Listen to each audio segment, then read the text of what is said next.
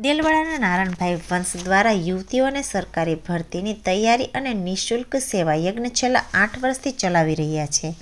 હાલ તેમને running hostel તથા યોગ અને રનિંગનું ઉદ્ઘાટન સમારોહ યોજાયો હતો.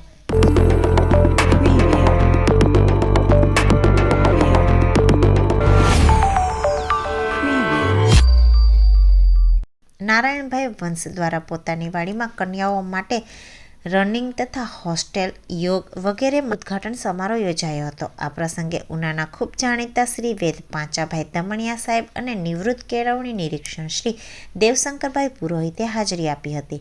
યુવાન નારણભાઈ છેલ્લા 2016થી આ પ્રવૃત્તિ દેલવાડામાં શરૂ કરેલ છે અને તેમાં તાલીમ લીધેલ કન્યાઓ રાજ્ય સ્તરે પ્રથમ નંબર લાવેલ છે અને નેશનલ સ્તરે બીજો, ત્રીજો અને ચોથો નંબર પણ લાવેલ છે.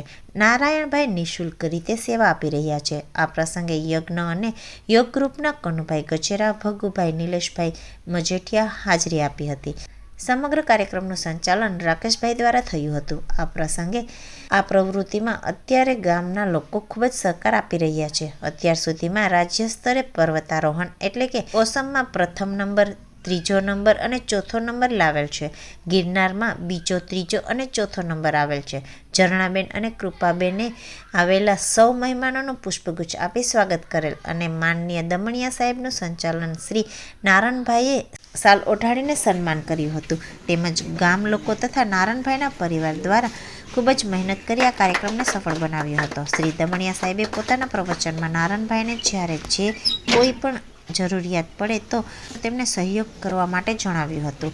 અહીંયા મા બાપ વગરની દીકરીઓ માટે અને જે કોઈ બેન દીકરી વિધવા હોય તેમની દીકરીઓને ધોરણ 5 થી 12 અને પોલીસ, આર્મી કે ફોરેસ્ટ અને બીજી કોઈ ભરતી, એજ્યુકેશનને લગતી ભરતી માટે નિઃશુલ્ક સેવા આપી રહ્યા છે. લોકોના સાથ સહકાર અને દાન પુણ્યથી આ દીકરીઓની સુવિધા પૂરી પાડવામાં આવી રહી છે.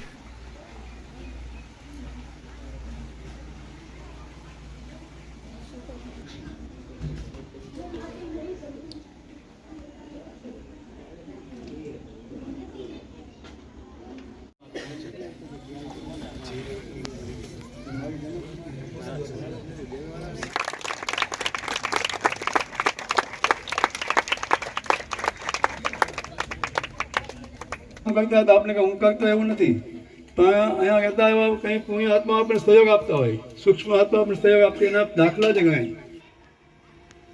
નાના માણસો દ્વારા જ્યારે મોટું કામ કરવું હોય છે, પુરોહિત સાહેબે જણાવ્યું એ રીતે ખૂબ અઘરું હોય છે. મોટા માણસોને તો બધા બહુ મોટા લોકો સપોર્ટ કરે.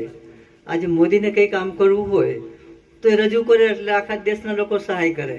રામ મંદિર બનાવવું તો આટલો બધો ફંડ ફાળો આવી ગયો, પણ એક અદના આદમીને જ્યારે આ કામ કરવું છે ત્યારે એને ઘણી બધી કસોટીઓમાંથી પસાર થવું છે. એટલું નહીં, લોકો સપોર્ટ કરવાને બદલે વિરોધ પણ ઘણા બધા કરતા હોય છે. પણ સાચો વિકાસ ત્યારે જ થાય જ્યારે કાદવની અંદર કમળ ઉગે અને કાંટાની વચ્ચે ગુલાબ ખીલે. તો નારાયણભાઈ આજે જે ભૂલકાઓને જે પ્રવૃત્તિઓ કરાવે છે, પર્વતારોહણની તાલીમ આપે છે, ટ્રેક એન્ડ ફિલ્ડની જે તાલીમ આપે છે, આ જ બાળકોએ થોડા 1 વર્ષ પહેલાં નારાયણભાઈ જ્યારે ત્યાં મહાદેવ, મોટા મહાદેવ કે જે છે ત્યાં કાર્ય પહેલા સૌથી પહેલા આપણું ગામનું, ઘરનું એટલે આજુબાજુ ગામનું, એના પછી આજુબાજુ લગભગ ભારતમાંથી ગમે ત્યાંથી આવે.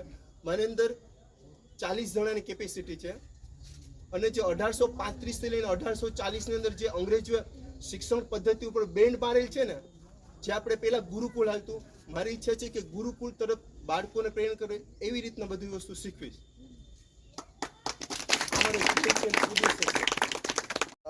છોકરીની શરૂઆત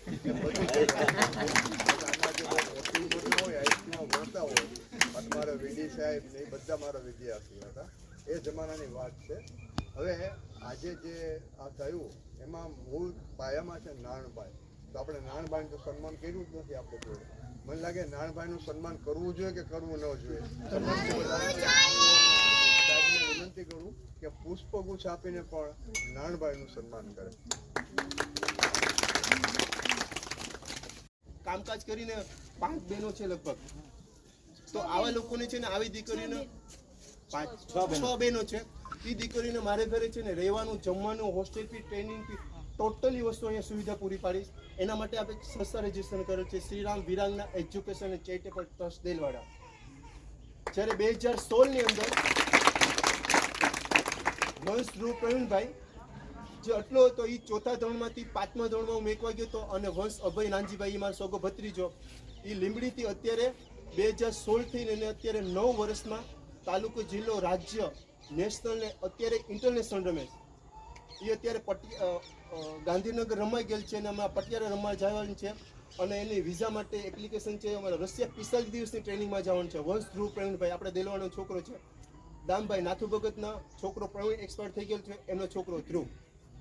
આપણે અત્યાર સુધીમાં દેલવાડામાંથી ટોટલ 46 બાળકો અહીંથી મેં મોકલાવેલ છે કે જેમને રહેવાની, જમવાની, hostel fee, training fee totally વસ્તુ ફ્રીમાં ગવર્મેન્ટ પૂરું પાડે છે. એમાં તાલુકો જિલ્લો રાજ્યની જે બેટી ટેસ્ટ પાસ થઈ જાય ને એટલે ગુજરાતમાં 40 ડીએલસી સ્કૂલ છે એમાં એ લોકોને એડમિશન મળી જાય. ટૂંકમાં દેલવાડામાંથી ધૂળમાંથી લઈને આપણે ગામમાંથી અત્યારે ઇન્ટરનેશનલ બાળકો રમે. ઇન્ડિયામાં તો ઘણા બધી ગોલ્ડ મેડલ ને છે. એટલે મારું એટલે એને બેનને પૂછ્યું તો બહુ સરસ તમે બોલતા હતા, તો તમે આમ સેવા કરો છો કે નહીં?